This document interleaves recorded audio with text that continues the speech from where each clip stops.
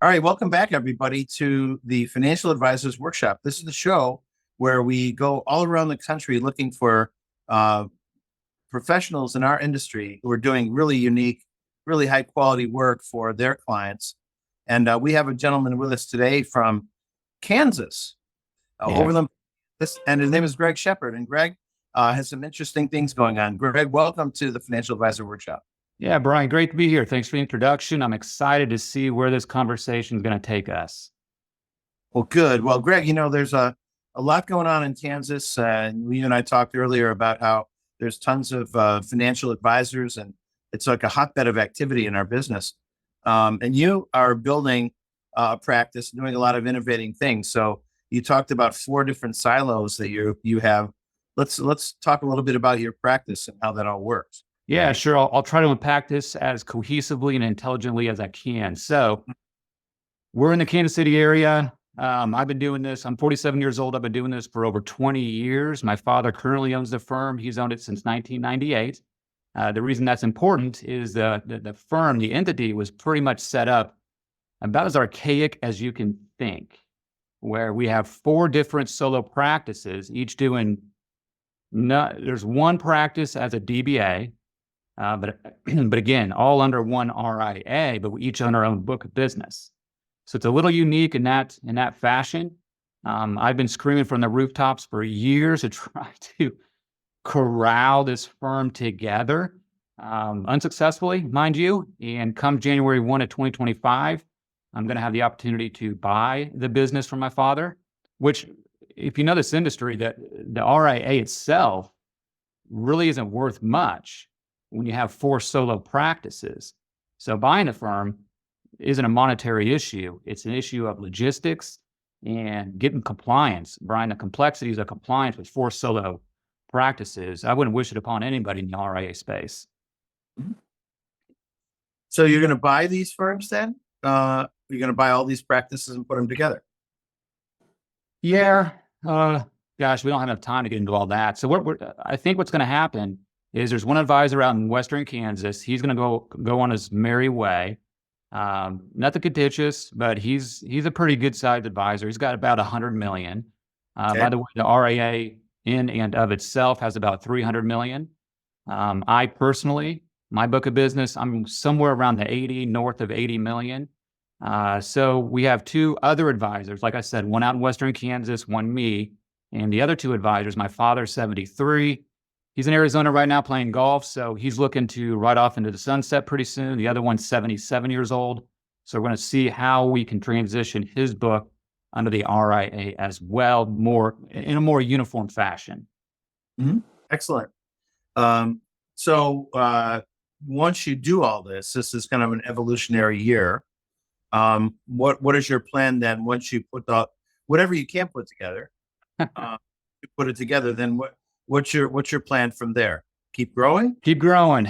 As I told you on the pre-show here, I feel like if you're not moving forward, you're moving backwards, to the detriment sometimes of my mental health. My mind's always working and trying to figure out how to grow the business. I love that side of the business. I've implemented a digital marketing presence with some moderate success, I guess, defined by me, which we can get into here in just a bit. But yeah, I want to grow. I want to hire. I say I want to. It's almost from a place of need. I've hit that ceiling of complexities or capacity, if you will, about 120 households. So I need help. We're growing nicely, and I need help starting in 2025. So I'm going to look to hire probably a junior advisor, I would imagine, in 2025. And who might that be? Like a new trainee or someone who has a little small book? Or Brian, I don't have a clue. I would probably say, I thought about this. I don't know if I want to bring anybody over with a book of business, because my goal, and we'll talk about this in as much length as you want, my goal is to take the trajectory of the firm in one direction. And that direction is working with a unique niche that I've been working with for 20 years, and that's university professors, higher education. So if I start bringing over someone with a book of business, they don't really conform into that direction. So I might start with a fresh canvas, hire someone new, and kind of teach them what I know, and go that direction. Right or wrong, that's my thought process right now. Okay, so you mentioned a little bit about digital marketing, and you've got a digital marketing show that focuses on that. Let's talk a little bit about, you've done a lot there. Let's hear about that. Yeah, I've done a lot, made a lot of mistakes. And as I told you again, prior to us having this interview, this conversation, it's probably going to transition a little bit more here by the end of the year here in 2024. So I literally, I started a podcast. I did that, not knowing what I was doing. I bought an ATR microphone, plugged it in my laptop, and just started talking, not having a clue what the topics were. I was just trying to educate people. Remember, I'm dealing with those in higher education that disseminate information for a living. And so they really are thirsty for knowledge when it comes to just about anything, much less their retirement lives. So that's the direction I took with the podcast. It got some traction, nothing I was too impressed with. My wife thought I was crazy for doing it, taking the time and the editing and complaining about it. And then I ran into a friend of mine that does marketing. I told him I have a podcast, and he said, "You know what you should do? You should do is create a YouTube channel." And I don't have a clue about that. I still don't really know what I'm doing. Nonetheless, I put together some videos, threw it up on YouTube, created a YouTube channel. If you go out and look at my YouTube channel and my podcast, it's everything done by me, which is something of note because I don't want to do it anymore. I don't want to do the editing. I don't want to do all that stuff. But I threw up a couple of videos. And then what I found after a few months of doing this, I told myself, I'll give it 6 months and see what happens. My friends got wind of it. And I tell you what, for those of you thinking about doing a YouTube channel, do not worry about your friends looking at it. Don't be embarrassed. You got to get over that. You just got to do it and live with the embarrassment that your friends will give you in the form of grief via text messages, which is what my friends did almost on a daily basis. Regardless, I did a couple of videos that really honed in on a certain area of these university professors' retirement plan. The key word being TIAA traditional. I didn't know it at the time, but those videos sparked a lot of interest and contact from these professors. And so then I started putting two and two together. I started doing some research on the algorithms, the keywords, the tags, and the titles and the thumbnails. And the YouTube channel started evolving to the point where, it's grown. So we're getting, when I say we, I mean I'm getting, it's got 2 emails this morning I got to respond to. Emails on a daily basis, weekly basis, onboarding about 1 or 2 clients a month. And it's really taken off. And so I'm really, it needs to get better. Like I said, it's not going forward, you're going backwards. So when I say that, I'm going to employ my goal is to employ different services that specialize in YouTube channel management and get someone that knows what they're doing with the podcast and just see where this thing takes me. Yeah.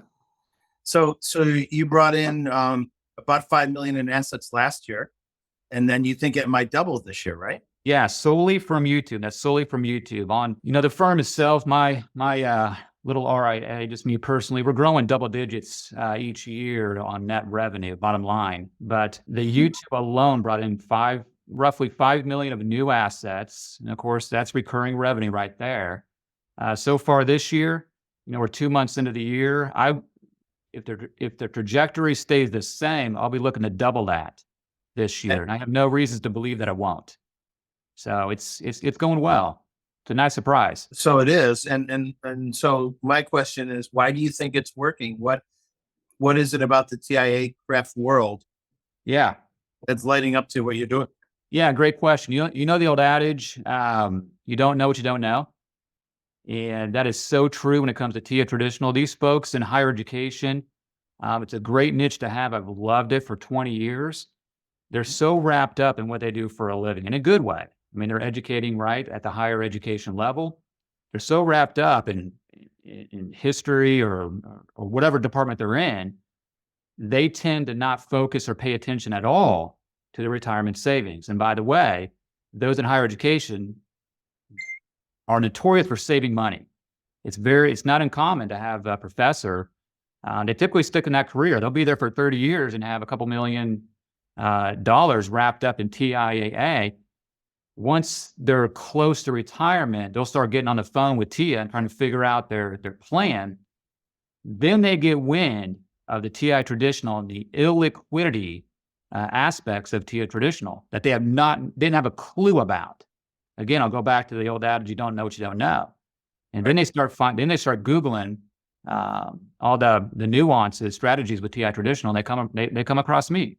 So it's that TI traditional that's really the hotspot, the topic, the keyword that they're focused on. So they search for TIAA and they find you. Is that Yeah. right? Yeah. So I've done on purpose through strategies we can get into as much as you want, having the thumbnail and the title of the show, the episode, relate to certain strategies associated with TIAA, traditional. And so, Right. and I've used certain services out there like, I think it's, what is it, SERPstat, maybe SEMrush, that can give you information as to how many Google hits are on the topic that you type into that particular service. And so I can get an idea of what folks are Googling out there when it comes to TIA traditional. So I already forgot your question, but yeah, the TIA traditional is really the hot topic when it comes to these people. So Greg, the thing about TIAA, it's rather complex, isn't it? Aren't there a bunch of different? So how does that lend itself to being a unique thing for you then? Is that because it's such specialized knowledge? Yeah, so it is specialized knowledge. And whenever I talk to other advisors that I deal with TIA, I can see their eyes roll and they basically figuratively just turn around and walk away. They don't want to deal with it. My competition is very thin. Thereabouts, actually, there's not much at all. There's a few RIAs I've seen over the country that deal with TIAA. There's not a lot. And if there are, they're not doing a good job of promoting themselves. So I go actively look for these folks. And I tell you what, and I've had conversations with TIA, to be honest, about this. I've been on TIA's advisor platform for 15 or so years. So there's a collaboration in the mix when it comes to TIA and myself, because they see the attention that I'm drawing. And I tell TIA, these folks, these people in higher education, they're not calling me first. They're not looking for me first. They're calling TIA. They're trying to figure out things on their own with the help of TIA. They get frustrated, disappointed, whatever the case is. That's when they start looking for outside help. That's when they run into me. So there's the disconnect with communication, in my opinion, from TIA to folks in higher education on just educating them on the complexities of TIAA. But no advisor in the right mind wants to get mixed up with this because it's too complex. And also, sorry, Brian, but another issue that I run into, you can't charge a fee directly from TIAA. Okay. So that creates a little more complexity. Okay. So are you working with their TIAA that is there, or are you rolling it over to other accounts with you? Yeah. So I'm going to do what's in the best interest of the client. I tell every prospect that I talk to, that's the number one goal as a fiduciary. So what I mean by that is I tell them up front, any monies you leave at TIAA, I'm not going to charge you on. I can't. Okay. That's the bottom line. I can't charge you on that. Nor am I going to subsidize my fee by charging you more on outside accounts to make up for that. So my niche, even though I'm honing in on higher education, I'm really going even further than that and stating that I'm working with those that are 5-ish years away from retirement, that have TIAA. With that in mind, the goal isn't necessarily to roll everything out of TIA, because there could be some lifetime income annuity options that are advantageous to these people that I want to explore. I don't get paid on that. And I've learned over the course of time, and where I've really gained gratification from doing this over the last year, is if you just literally go into this truly wanting to help people and doing just that, the money will take care of itself. Right. Okay. So usually I tell folks the answer in higher education when we're doing TIA, the most efficient answer is a combination of two. What I mean by that is I custody my assets over at Charles Schwab. So if we're not looking to get into the lifetime income annuity option or a few other strategies with TIA traditional, in my opinion, we can get better stuff over at Schwab. And so we combine the two to develop a game plan. Okay. Do you work with other custodians or just Schwab? Well, I had to work with TIA, of course, which is fine. They're great. They help me out quite a bit. So TIA, mainly Schwab and Fidelity, because TIA and Fidelity are the big boys, the big players in higher education. So I do deal with Fidelity and TIAA. Got about 20 million in each of those. So 20 over at Fidelity, about 20 over at TIA. And you manage 20 million of money at TIA, but you charge You can't charge in the TIAA account, you charge elsewhere. Um, yeah, I usually tell folks, but not usually, I do tell them, any monies we leave over at TIAA, I'm just not going to charge you on it. Okay. Because it's Okay. usually wrapped up in TIAA traditional. And that's such a complex animal in and of itself that there's nothing I can do. We can enact some certain strategies with TIAA traditional. There's no investment decisions to be made.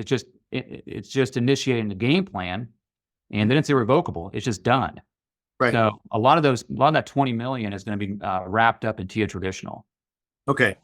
But you charge fees elsewhere for the work you do there. Yes. Yes.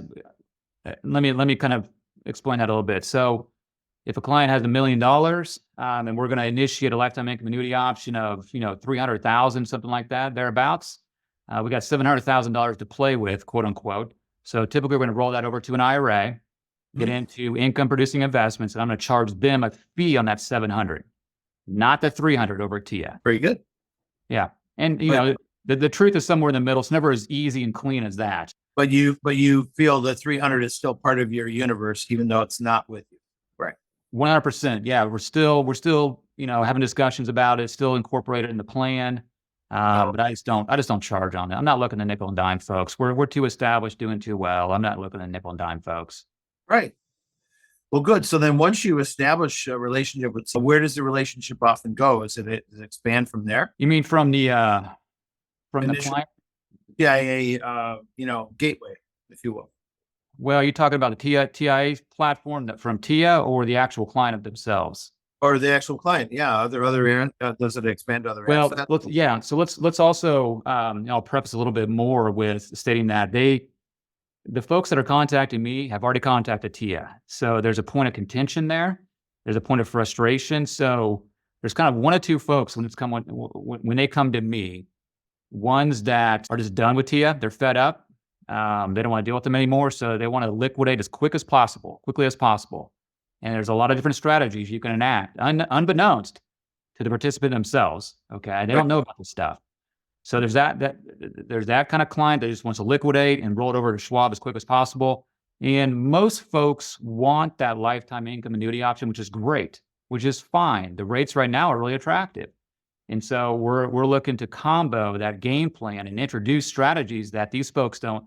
Remember, if they go to TIAA, they're going to get in-house advice, which is fine. But can you really call TIAA a fiduciary if all they're advising on are things that are in-house? So I'm looking. I tell folks, hey, we're gonna put a game plan together that's the best of both worlds. Right. In my opinion, over Charles Schwab, and do what TIAA does best, in my opinion, which is TIAA traditional. Right. Okay. And we're going to figure out a game plan that incorporates both custodians. Right.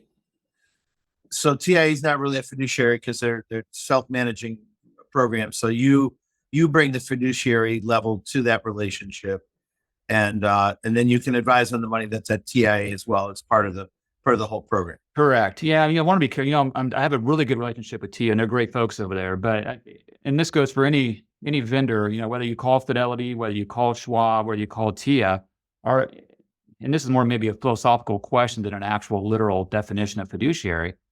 Are you truly a fiduciary? In this case, we're using TIAA, when all you're going to advise on are the in-house investments.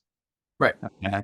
And they're going to point folks towards the products that are, I'll be careful in my words here, but that are best for the employer, that are best for, in this case, a lot of lifetime income annuity options. That's where TIAA makes some good money, but that's not necessarily the best for the client, for the participant. And again, unbeknownst to the participant, because the participant in these cases don't even know some of the options that are afforded to them. Right. What's my job is to tell them, inform them of all the options they have, and we're going to do what's in the best interest of you. Which is our charge as RIA. So that's great. Sounds like a great service. You've done so much social media to attract these people. Have you spent a lot of money on it? None. None. And that's why I want to, level up a little bit and see. Brian, I'm not a marketing I didn't go to school for marketing. I don't know. I really don't know what I'm doing. when it comes to YouTube podcasts, I'm literally just talking and let the chips fall where they may.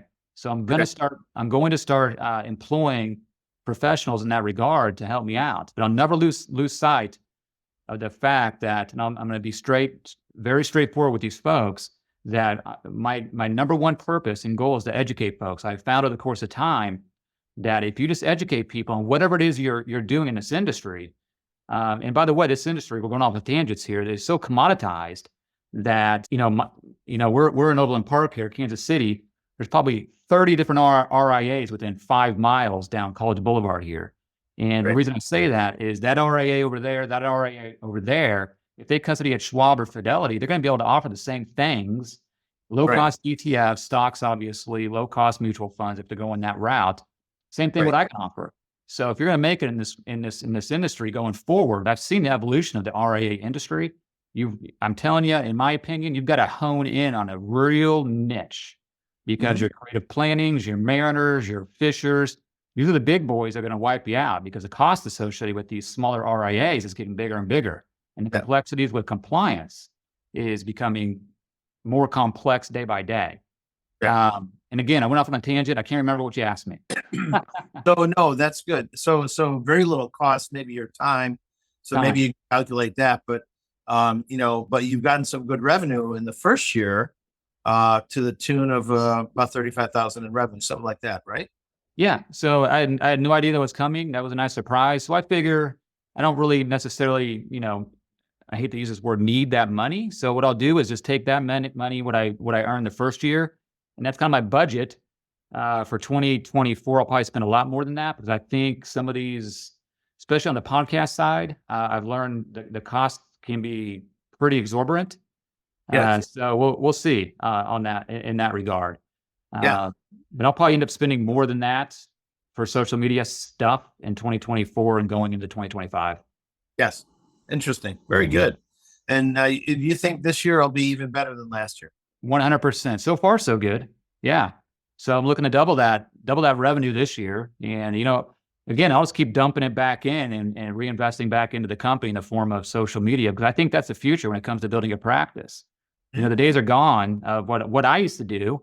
And Brian, you probably as well, back in the day, literally making phone calls, knocking on doors, dialing and smiling and doing all that stuff. And so the marketing aspect of things has certainly evolved, and I enjoy it. I really enjoy that game, that process, that challenge. But that's not what I do for a living. So I need to employ someone that's better than me at that. Yes. Okay. Well, that's the future. What else do you see for the future of your practice? Once you do the combination or whatever it turns out to look like, then where do you think you go with that? Yeah. So the next challenge I have, outside of the marketing realm, which I do enjoy, is also, I don't know if this is the word unfortunate process, but trying to figure out the transition of the firm. Again, we got 4 solo advisors, and that's not going to be fun, because all 4 advisors have been doing their own thing for longer than I've been doing this as a career. So trying to, again, corral 3 out of the 4 into one uniform practice, it's not going to be easy. I don't look forward to it. But the good thing about this industry is that you don't necessarily have to retire. You don't have to turn your keys in, tomorrow. There's a runway when it comes to retirement. And so we got to play nice together, the advisors, which we're all very close, and figure out a transition that's advantageous to everyone involved.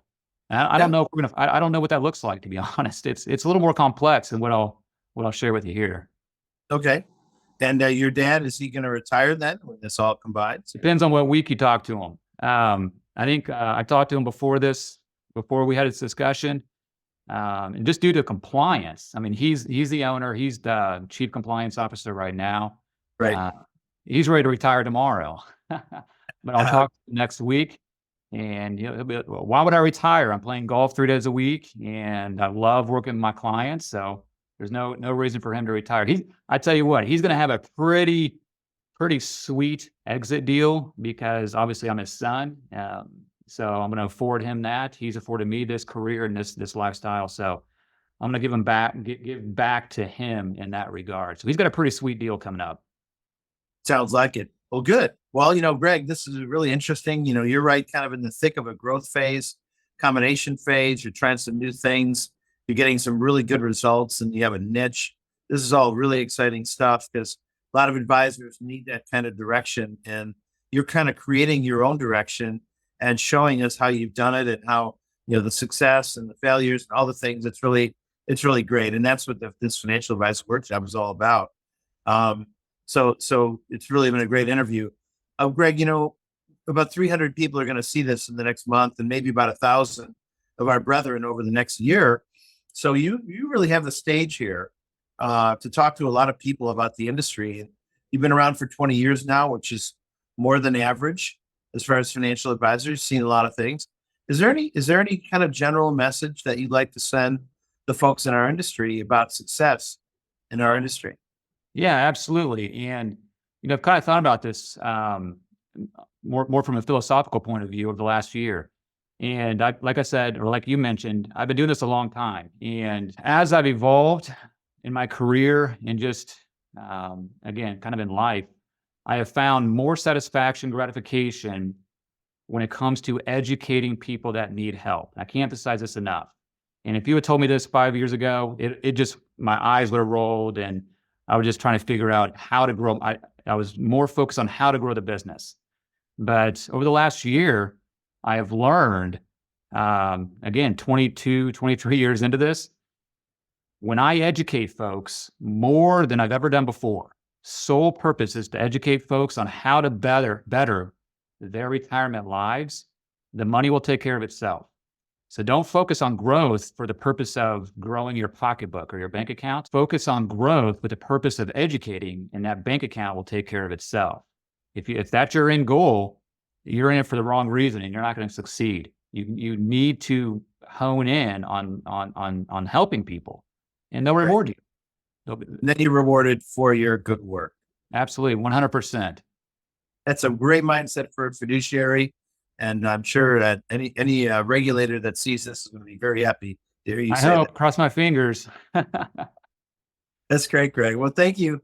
Thank you again. This has been a great visit, and we'll be sure to check in with you again later on. We have operations 4-star now in Kansas, so I'll be sure to look you up when I come down. And likewise, if you come up to Chicago. So let's keep in touch, and I look forward to follow-up discussions. Yeah. Yeah, it was fun. It was fun, Brian. I love talking about this stuff. My pleasure. Great. All right. Well, we'll leave it there. Thanks everybody for being with us again on the Financial Advisors Workshop. We'll be back again with another episode soon with a great guy like Greg, and we'll check in with Greg and see where it goes. Thanks everybody. Take care. Leave it there for now.